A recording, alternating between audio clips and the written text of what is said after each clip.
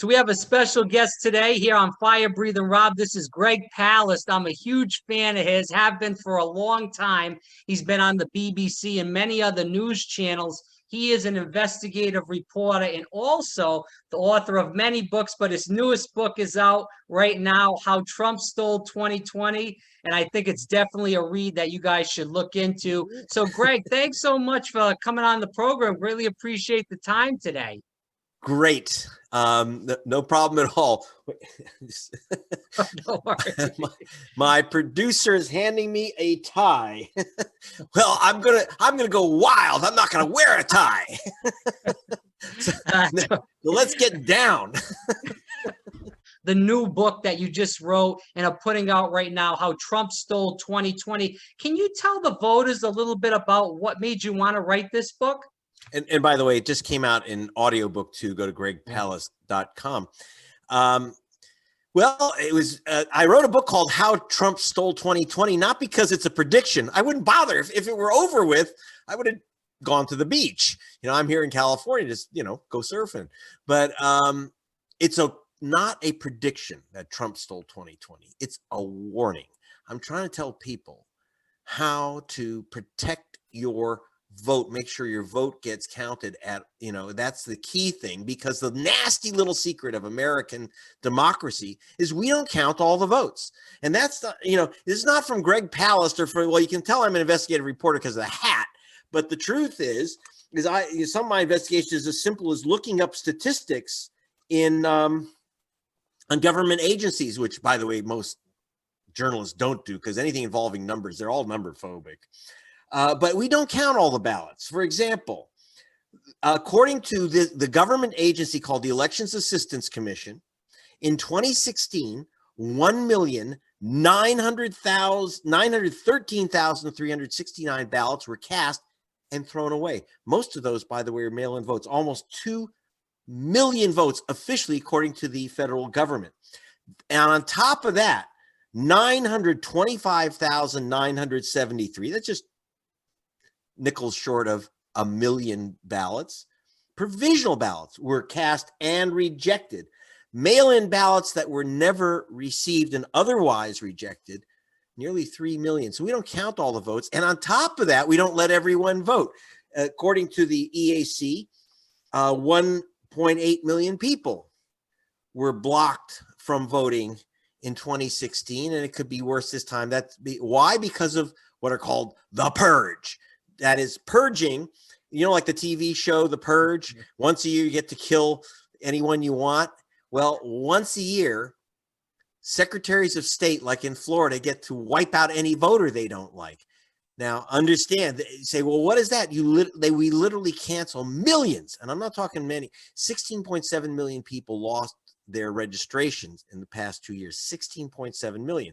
Now, a lot of them lose it because, well, they died, they moved. There's good reasons, but our investigations, the Palast investigative team, and you'll see the results in How Trump Stole 2020, is that about half, about 7 million, 8 million people were wrongly removed. Now, we're not guessing. We went into states, for example, in Georgia, we determined this year that the state has wrongly removed 198,351 voters. We're not guessing. We literally used experts to go through every single name that was removed from the voter rolls on the grounds that they had moved, and find out that they didn't move. Now, who are these people? When we did the demographics, almost entirely Black voters, Hispanic voters, Asian American voters, and students, young people. That's it. That's who they're wiping out. And I say again, wrongly. They're saying people have moved, they haven't moved. They make this stuff up. How do they get away with it? Well, we are one of the only countries on the planet outside of China and Russia in which partisan political hacks, as in Florida and in most states, in Georgia, almost every state, a partisan political hack is in charge of the voting. And you have people like, for example, in Georgia in 2018, you mentioned the work I did there, and that's in the book too.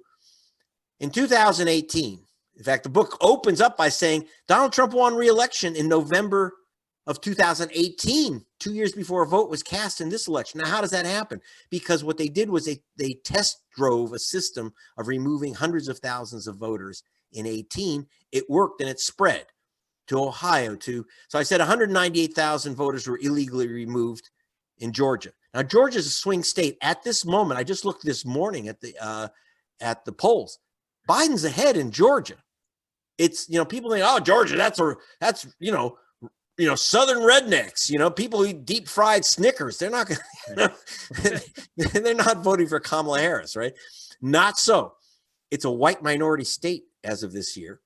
And it's a very different. And there's 2 Senate seats up for grabs. So they did that and this, I'll end this by saying, I can't give you the whole book in one sentence, but it does start in Florida. The whole game of purging voters in mass started in Florida in 2000. When I was working with the BBC and the Guardian, I uncovered that your Secretary of State, a woman named Catherine Harris, sometimes called Cruella de Vil, Catherine Harris, famous for kind of make yourself up like a cadaver, but that's neither here nor there. But she did remove about 58,000 voters from the voter rolls just before the election in 2000 between Gore and Bush. Almost all these voters were Black voters. Now, I'm not guessing, because in Florida, you used to have, and you still have in most of the voter rolls, the race of the voter. So it said literally BLA next to the names of the voters removed. Why were they removed? Well, they were removed because they're ex-cons who can't vote in Florida at the time. Now, except for one thing, none of them had been convicted of anything.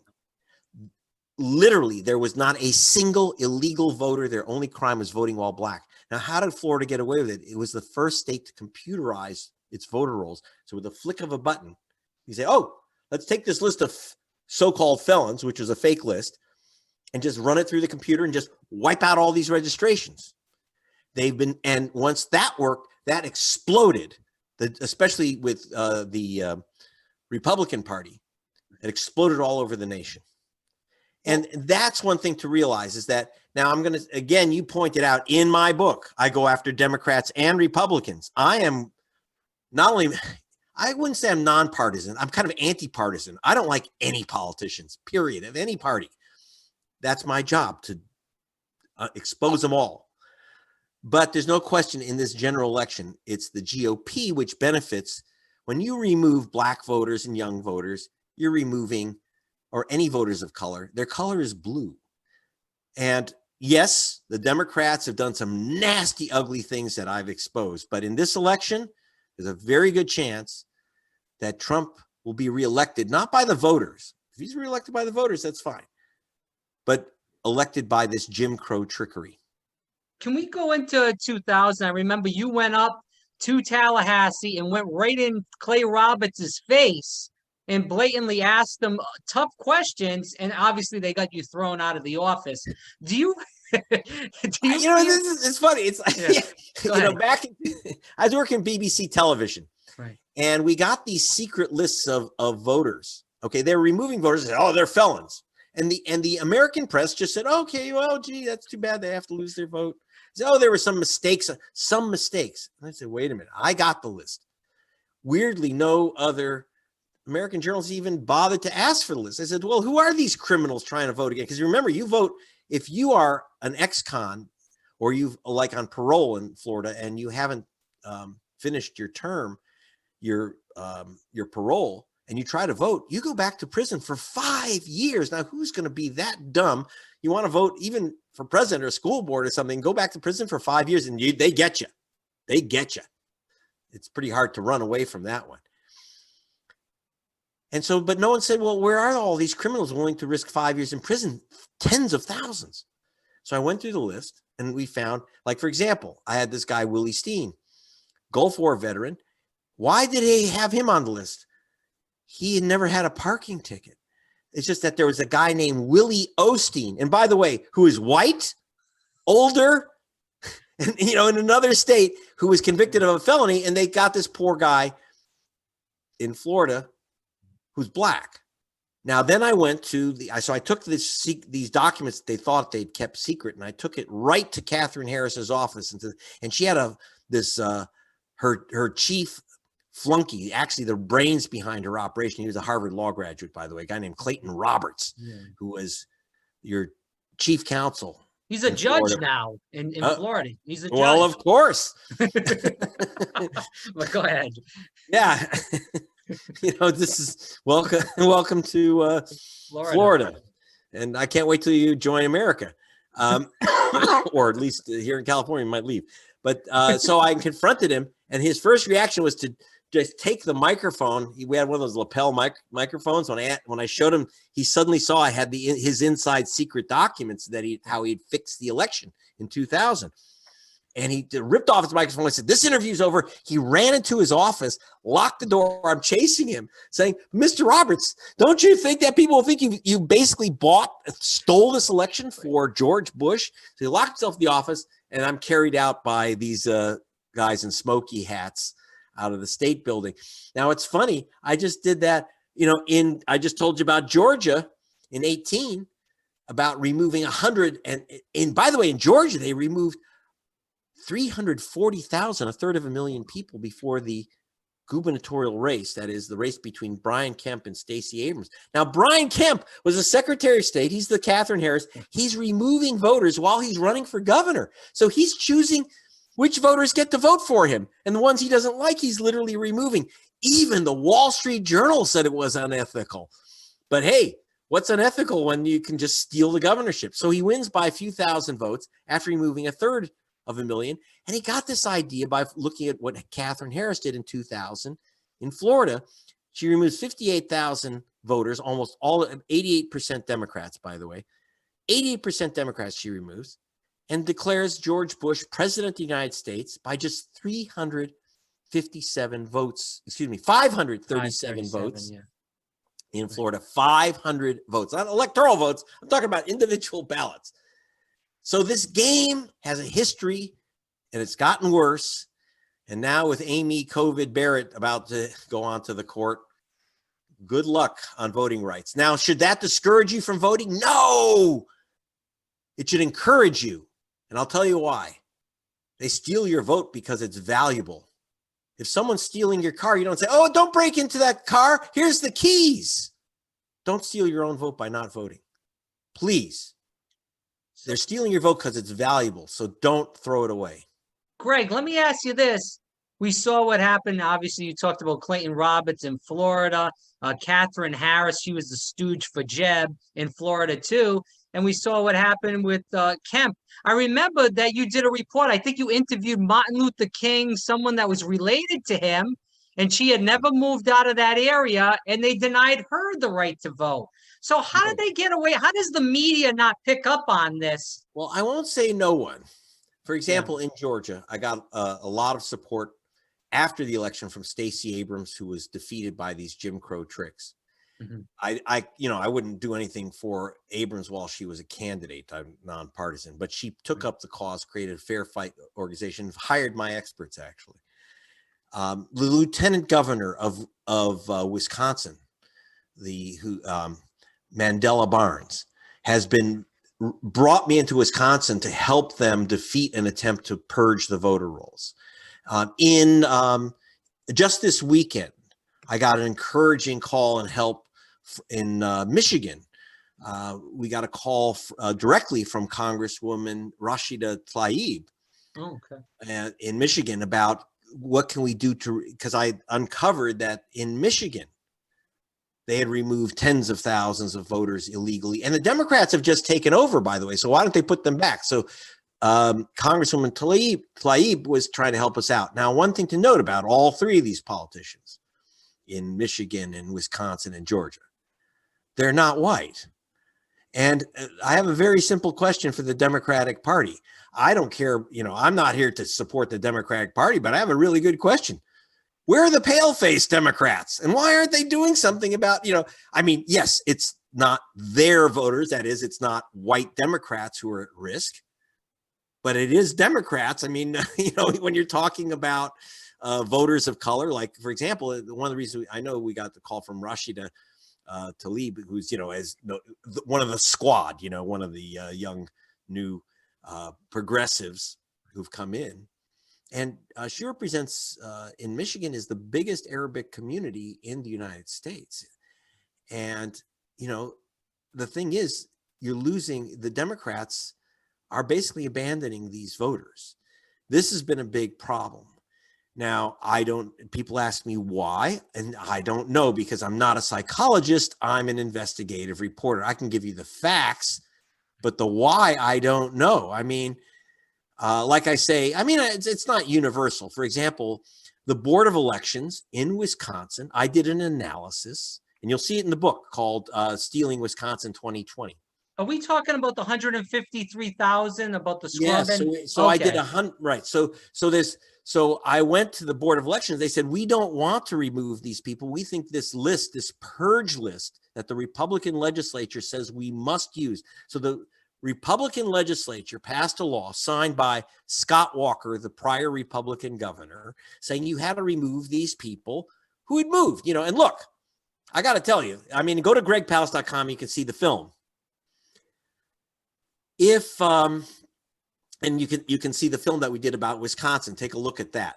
And the report, we did a long report, and it said this list of people that supposedly moved, they haven't moved. And by the way, we called 700 of people on the list. So we had experts identify exactly 39,000, and it was like 726 who never moved. They just never moved, and yet they were marked down. The woman you interviewed, Greg, she was like a councilwoman or something. I forgot exactly what she was. Go ahead. Exactly. So I flew to Milwaukee just before the lockdown, and I met with Sequana Taylor, who was on the list of people they said had left Milwaukee. Now, look, I said to her, Ms. Taylor, you can't, you know, it's against the law to vote in Milwaukee if you've moved out of Milwaukee. She says, I haven't moved out of Milwaukee. I said, well, how do I know that? And she says, look on the wall of this building, because I was in front of the county building. And her name's there. She's a county supervisor of Milwaukee. So she didn't move out of Milwaukee. But this is what the GOP was saying. But I have to say that the Board of Elections, which is now under Democratic, pretty much it's 50-50, but Democrats have the upper hand, and they have a Democratic governor. And of course, Mandela Barnes is lieutenant governor. And they said, yeah, you're right. This list is junk, and we're not going to remove these people. So I want to tell you, by the way, take note of this. Number one, note that the Democrats, including Mandela Barnes, a very progressive African-American who's now young lieutenant governor, Milwaukee supervisor, the governor, these people they won election despite all the tricks used to stop people from voting in Wisconsin. They won. And what does that tell you? You can't steal all the votes all the time. Now, it's not whether I'm for or against Scott Walker, who was the Republican governor. It's not whether I was for or against him. I was for the voters choosing their governor and choosing their president. They didn't in 2016. Now, understand that Donald Trump won supposedly Wisconsin by 22,000 votes out of 5 million. But that was by playing games, not only with the voter rolls, but by playing games. For example, 2 weeks before the election, they changed the ID requirements in Wisconsin. 182,000 University of Wisconsin students had photo ID from the state, but they were not allowed to use the student ID. Now, if they had a gun permit, they could use that ID. They could use a driver's license, but, you know, and if you've been to Madison, Wisconsin, not many students have cars. They have bicycles and skateboards and scooters. So they don't have driver's licenses. You don't need a scooter license in America. And so they lost their votes. Black people, now who doesn't have a driver's license? Believe it or not, people who don't have cars. That means people live in apartment buildings, use public transportation, low income, they live in the city. In other words, they're African American or Hispanic, low income voters. And we actually looked, we took the voters wrongly facing removal, the purge. We looked at the demographics, each separate census tract. And the blacker the tract, the more likely it is that you will wrongly be removed from the voter rolls. Well, I remember, Greg, you went after Chris Kobach, and I remember watching that in one of the documentaries you did. It that was hilarious when you went right in his face. But he was Trump's lead man on this voter ID, voter fraud, and you went after him, and that was a little bit before. And I know he ran for governor; he got his butt kicked in that. Yes. But can you talk about Chris Kobach? Yes. Well, okay. Chris Kobach of Kansas. And if you can't remember that name, well, number one, read the book because there's a couple of good chapters on him called Aliens Attack. And he's the guy who said 5 million illegal aliens voted for Hillary Clinton. That's why Trump lost the popular vote. You know, you saw all those. Well, in fact, actually, in my book, I have a photograph of the aliens landing to vote for Hillary. You know, they're coming out of the spaceship. They're wearing sombreros that say, Vota Hillary. It's right in the book. But I have to admit, we had a cartoonist draw it. We didn't really see a spaceship with aliens voting for Hillary. Okay, so it's in the book. We tried to, by the way, the book is meant to be, well, Noam Chomsky said the book is very scary. But in fact, it's also very funny. We have it because I wanted to make it as horrifying and entertaining as possible so you'll get through it and understand. That's we also have 48-page comic book in the middle by Ted Rall. But the point is, okay, with Chris Kobach of Kansas, he was the guy selling us on the aliens coming in. He's the guy who told us that there are people voting twice. He gave that. When you hear Donald Trump saying it's rigged, people are voting twice, people are, people coming in from Mexico, crawling under the wall to vote for Hillary, swimming the Rio Grande. That all came from this guy, Chris Kobach of Kansas, the Secretary of State. He also ran a purge program. He was what I call America's Purgeon General, because he created these hit lists that he handed out to 30 different states. Mm-hmm. So you'll see, and that, by the way, so even though he was the Secretary of State of Kansas, no doubt he was key to Trump's victory because, for example, in Michigan, you'll see in the book, I have a chapter called Michigan Michigas, which is a French word for freaking mess, hot mess. And in Michigan Michigas, I explain how they removed 60,000 people based on a list given to them by Chris Kobach of Kansas of double voters. Now, I looked at the double voters, and you'll see them in the book. An awful lot of guys named James Brown, Jose Gonzalez, David Kim. So I go to the Secretary of State, the Republican Secretary of State, and I said, by the way, David Kim, Jose Rodriguez, James Brown, do you have any idea what color these people are?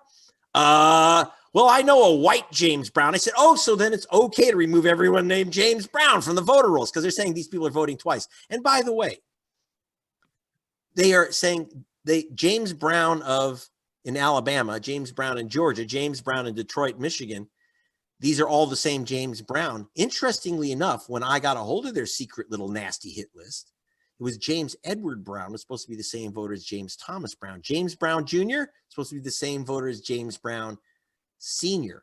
And if your name is Jose Rodriguez, don't try to vote in Michigan. And that's how Trump won Michigan by 10,700 votes. And so, look, so Chris Kobach is still, now it's true, he ran for governor, got his ass kicked. Now, you mentioned that you saw the film, The Best Democracy Money Can Buy, in which I basically confront this guy. And by the way, one thing you don't know from the film, it says Danny Myers, I brought in a combat photographer from Paris, France, to join me because Kobach owns an automatic weapons company. Oh, yeah. And he's a big on stand your ground. So I didn't want to approach this guy without a combat trained cameraman who would keep shooting if they're shooting. He didn't, the one thing about Kobach, he is, by the way, he's no fool. People make fun of him. He went to Yale, Harvard, and Oxford. Okay. Wow. He's no fool, but what he is dangerous. And he didn't expect me to expose him. And so he tried to, I was working for Rolling Stone at the time when I jumped him, basically. I exposed him and said, confronted him with his stuff that he was stunned that I had his internal files. But that's what because I'm an old fashioned, as you figured out, I'm an old fashioned gumshoe investigative reporter. By the way, I used to be a detective. You understand, before I was an investigative reporter, I was actually an investigator for attorneys general and the Justice Department. So I'm actually a real investigator, and then I went into reporting. So he tried to run away from me. By the way, we were at an ice cream social, and you'll see, by the way, the film The Best Democracy Money Can Buy is now available free on Prime. No. And if you've got a group that wants to show this as they did in Kansas, and I should say that my film, which exposed all these tricks, which are especially conceived by Chris Kobach of Kansas, the League of Women Voters and the ACLU showed my film, The Best Democracy Money Can Buy, 60 times in Kansas while Kobach was running for governor, and he lost. The Republican candidate in Kansas lost. Now, so a lot of people say, oh, well, that's because of everyone's watching Greg Palast's film, exposing this guy as a real putz and a vicious putz at that. And so some people say that I had something to do with him losing office. I don't. I'm nonpartisan, but you're welcome. So take a look at the film, because it's not about Kobach. It's about this systematic attack on voting rights. And unfortunately, like you say, he still works with Trump to go after voters, even if the voters reject him. And by the way, I want to thank the voters of Kansas for one thing, not so much for defeating Kobach, but for their revulsion. Republicans that I spoke with in Kansas, I was there several times. Republicans are really sick and tired of Kobach's vote thieving systems. And Trump may be enchanted and may be his only way to win a victory. But just because you're Republican doesn't mean you're in favor of removing young people and black people from the voter rolls. Thank you. So I don't want to say it's all partisan. We go back to 2016. I know you did a big report on this, and you did a lot of work on this. Jill Stein put a lot of her own money, raised a lot of money for that recount in Michigan. Throughout that recount, Hillary Clinton had a couple of her cronies there, and she did not do anything throughout that recount as far as challenging ballots. Why do you feel like Hillary Clinton didn't do anything? Well, a couple things. Yeah. Number one, I told you about there's two Democratic parties. There's a Black Democratic Party. By the way, I just got positive words from Kamala Harris.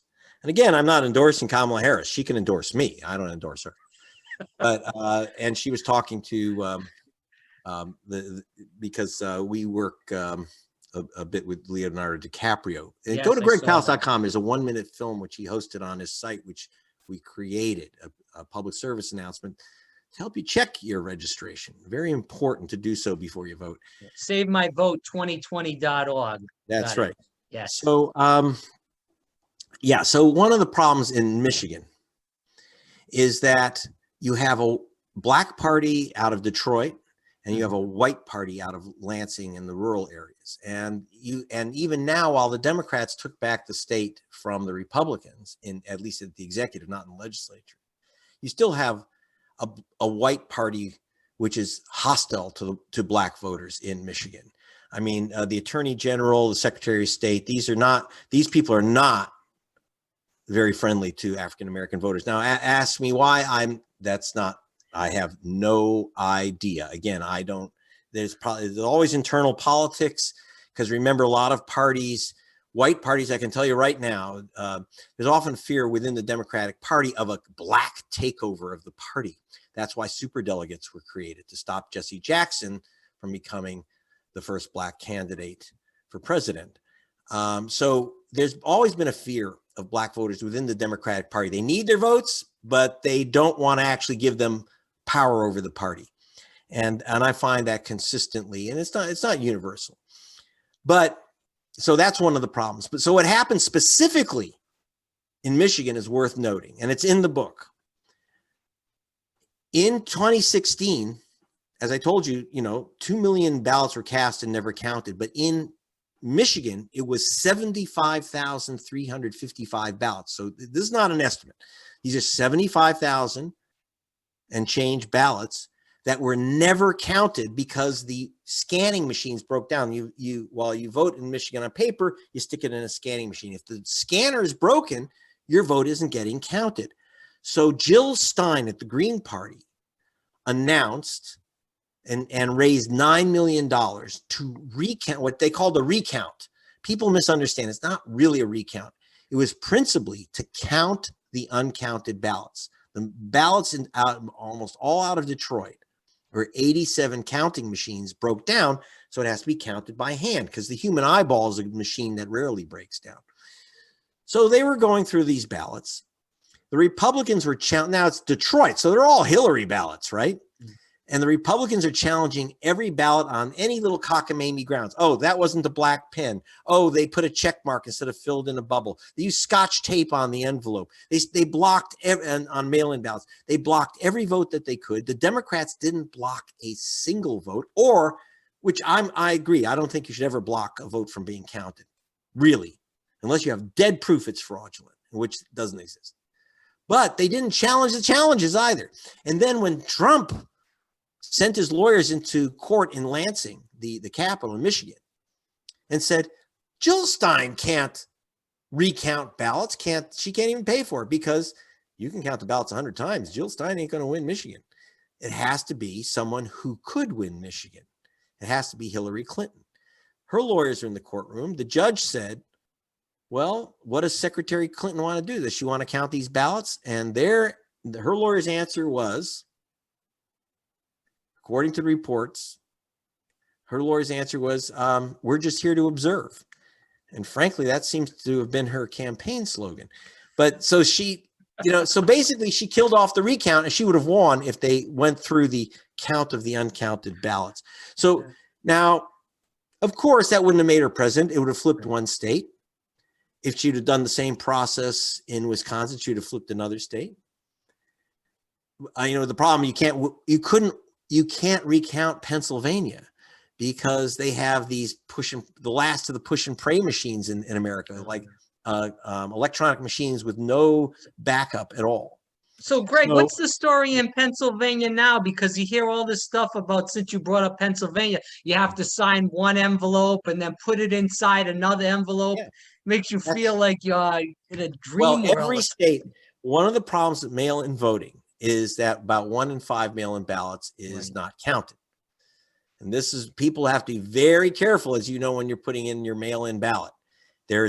Every state has at least 2 envelopes. You get 3 envelopes and you return 2. That is, there's the what's called the inside sleeve or the secrecy sleeve, and then you stick your ballot in there, and then you put the outer envelope over that. So if you leave out the middle ballot, it's called a naked ballot. If you fail to, you have a naked ballot if you fail to put in the inner sleeve. And in most states, like Pennsylvania, they throw out your vote. They just, and let's say that you get a ballot that's accidentally sealed. That happened to Stacey Abrams. It comes to you sealed because of humidity or whatever. If you rip it open and then Scotch tape it closed, you just lost your vote. If you didn't fill out everything on the outer ballot, you've lost your vote. 100,000 people lost their mail-in ballots for postage due. 12,000 people lost their votes in New York because they didn't have a postmark on the ballot, because in New York, they pre-stamp mail-in ballots. In other words, the state gives you a pre-stamped ballot. Well, the post office doesn't postmark ballots, pre-stamp. As you know, you look at your mail that you're getting in your box today. You'll see that it's rare for the post office to postmark a pre-stamped envelope. They don't have to, unless you ask for it. So 12,000 ballots were disqualified because they didn't have a postmark, because the post office doesn't postmark pre-stamped stuff. And by the way, that challenge, knocking out the 12,000 ballots, happened in June in the Democratic primary. It was the Democrats who challenged 12,000 ballots for not having a postmark. So what I'm worried about this year, if the Democrats are mass challenging ballots, imagine what the Boogaloo Boys and the Proud Boys and the GOP consultants and lawyers are going to do. They're going to look for every reason to knock out your ballot. So be very, very careful with a mail-in ballot. If you haven't requested a mail-in ballot yet, don't. It's too late. because in so many states, you request a mail-in ballot and you're not going to get it on time. About 1 in 10 people who request ballots don't get them on time. And at this point, we're already in October. The chance of you getting your ballot back on time is slim. So what I do encourage people to do, if you don't have a mail-in ballot already, one, if you have one and it's sitting on your desk, well, mine is, fill it out today, send it in today. Better to walk it in and get your signature certified. If it's pre-stamped, go to the post office and ask them to postmark it. But if you don't have the ballot, go do early voting. Bring gloves, bring a mask. And I always tell people, and maybe bring 2 lawyers with you, but that's a joke. In 2016, we talked about Hillary, but I do want to talk about the Democratic primary in California with all these provisional ballots. And also in Iowa, they had all this coin flipping stuff. And it seems like that rigged Bernie out of the nomination as far as what happened in 2016. But we also saw a lot of the same stuff in California where the polling was wrong as far as exit polls in 2020. And also the also in Iowa, they had the app was, all over the place. So, if you could just shortly just talk about 2016 compared to 2020, did Bernie really get rigged rather, and also tell the audience where they can find more about you. Well, in the book, How Trump Stole 2020, which is mostly GOP games, right, there is a chapter called California Reman about how Bernie Sanders was shafted out of, are you ready for this? This is my investigation for The Guardian, 553,000 votes in this March's primary. 553,000 votes. And we are very exact. I used to teach statistics. So Bernie was shafted. He did win California. He won California 16. They shafted him there. So he had won. There's no question. He won California. He won Iowa. They take these things away by, so the Democratic Party, it eats its young. It goes after progressive voters and the young voters. And then they wonder why the young voters abandon their candidates. Well, when you shaft someone out of their vote and then you come back and say, well, you still got to vote for us. Yeah. A lot of people say, screw you. Now I have to say, don't, no matter how angry you are, don't throw away your vote. Okay. I don't care who you vote for, but don't throw away your vote. I mean, as I tell people, I have a lot of good friends here in Hollywood who are part of Bernie or Bust. And as I tell them, I ask them always, so how's Bust working out for you? So be careful about throwing away your own vote, no matter how angry you are. Figure out, I'm not telling you who to vote for. Now, how to get Greg Palast stuff. Number one, How Trump Stole 2020, the book and the comic book at the usual suspects. The other is to watch my short films, the PSA that was hosted by DiCaprio. It's a 1-minute film. We got more coming out. We have our reports from Wisconsin and from Georgia. Go to gregpalast.com. And again, you can get The Best Democracy Money Can Buy as a download for free. And go take all the clips you want from the film. And so that's where you can get that stuff. By the way, and we have an audio book coming out, which you can only get at gregpalast.com. GREGPALAST, gregpalast.com. Right. Rob, you are fantastic. And send us the link and we'll get this thing out. Thank you. I will. Greg, thanks so much. I really appreciate this. And thanks for taking all this time. You're amazing. And keep doing what you're doing. You're really making a difference. I do appreciate all you do. You're very welcome.